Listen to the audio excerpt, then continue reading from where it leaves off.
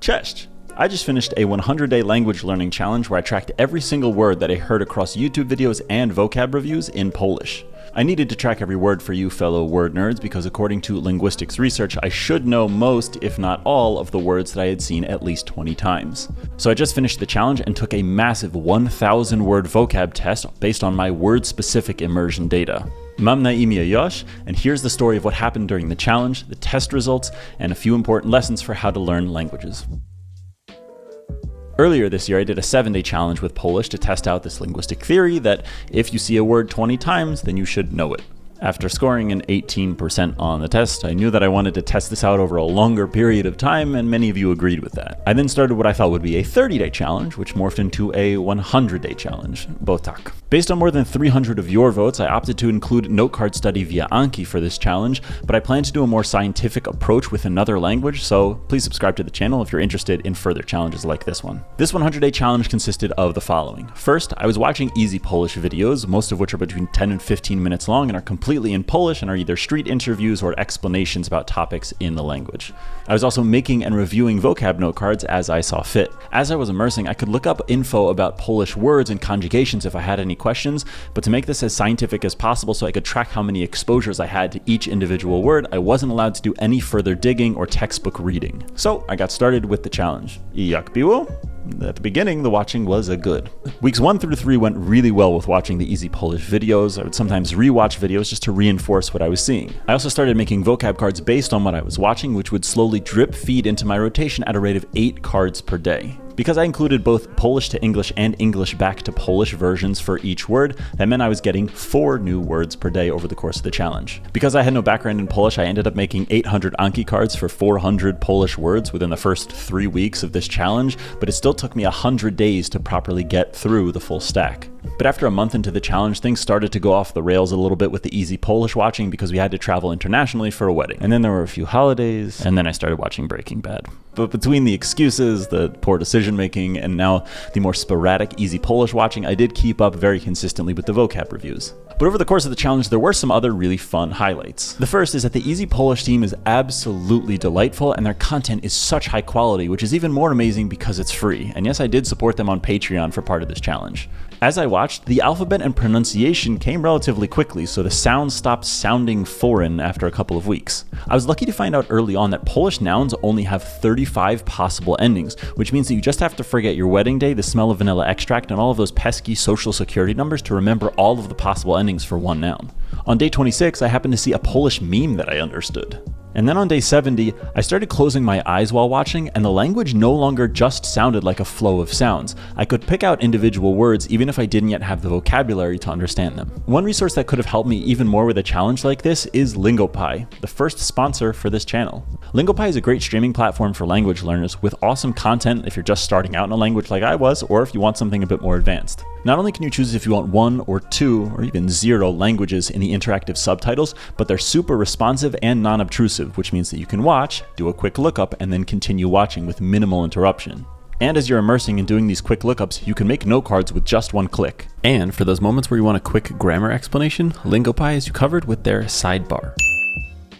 Lingopie currently supports 9 languages within the platform itself, but where this story-based and immersion approach really shines is the integration with Netflix. That integration gives you access to an even bigger content library to use Lingopie's tools if you want to do a challenge like the one in this video. If the comprehensible input approach is your style and you want to support a company enabling language learning challenges like the one I'm sharing today, Lingopie is a 7-day free trial and is offering a crazy 70% off of their lifetime plan.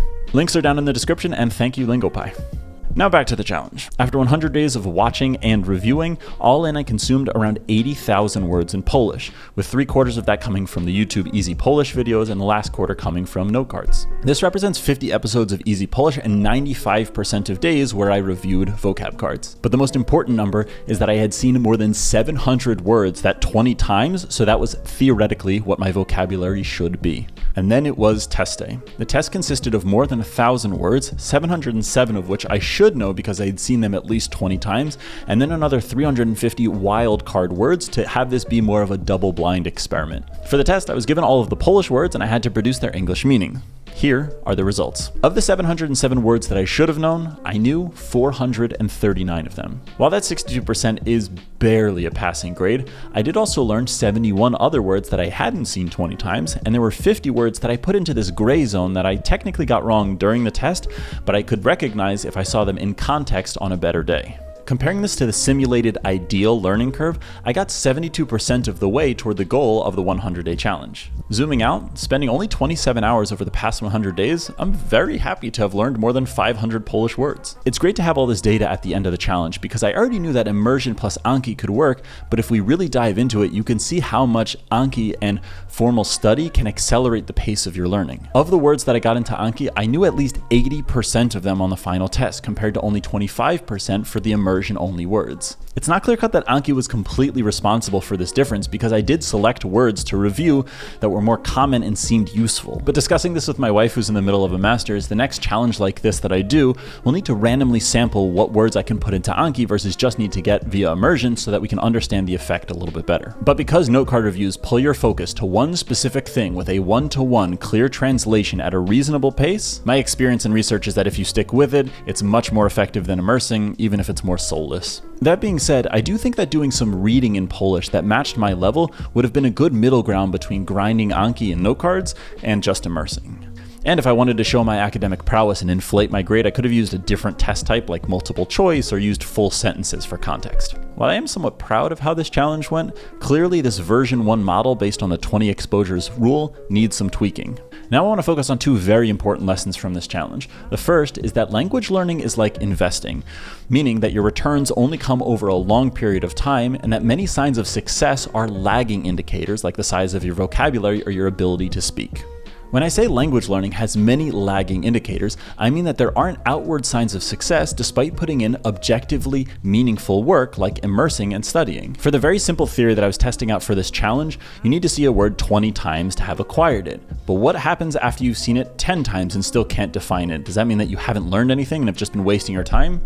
No, you're on the path to understanding. And when you zoom out on that process for the tens of thousands of words in the language that you're trying to understand, you can see the issue. Until you hit a critical mass of understanding, you just have all this latent knowledge somewhere in your brain that just needs more watering and nurturing to fully blossom into the skills that we ultimately see as reading and listening, and then eventually speaking and writing. You need to learn so many words and connections, and a 100-day challenge like this is simply not enough to lay the foundation so that you can water and nurture those seeds enough that a lot of them can poke their heads above the surface. But while vocabulary and the ability to speak are lagging indicators, over the course of this 100-day challenge, I was able to get a feel for the music of the Polish language, so I can listen and not feel completely lost. That being said, on another note, this immersion approach did not teach me verb conjugations the way that I hoped that it would, because most of the individual verb conjugations just didn't show up that much. And the second point is related to motivation when you're immersing in completely unknown territory.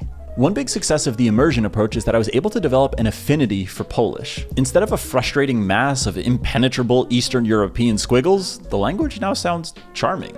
That being said, early on when you're starting to immerse, you have to balance enjoyment versus understandability. Like we covered in another video, kids shows are easier to understand, but if it's not the right show, you're gonna want to stop watching. On the other hand, as a beginner, interviews can be nearly impossible to understand, but they are more fascinating and can be more motivating. Another note is that the pacing of the content-led approach is much more dynamic and engaging than traditional classes. Thinking back to early on learning German, I'm at a place with Polish now where I recognize that feeling that I only understand 5% of what's going on, but I'm still happily watching. I know it's a viable start to getting far in a language. The last step is reflecting on what I would do differently in the next challenge to make things go better. As someone who doesn't have hours and hours each day to spend immersing in the trenches as I begin learning a language, I probably would have watched more content if at the end of each day I picked out what I would watch on the next day. That would give me enough flexibility that it could still feel like good, lazy, but productive leisure time, and it would also give enough structure that I would avoid skipping a day just because I wasn't sure what to watch. In the future, I would make sure to include reading, because the pacing of dialogue is tough to get right even in beginner videos. The dialogue is either slow enough, but then it's boring, or it's too fast, but then the words don't stick.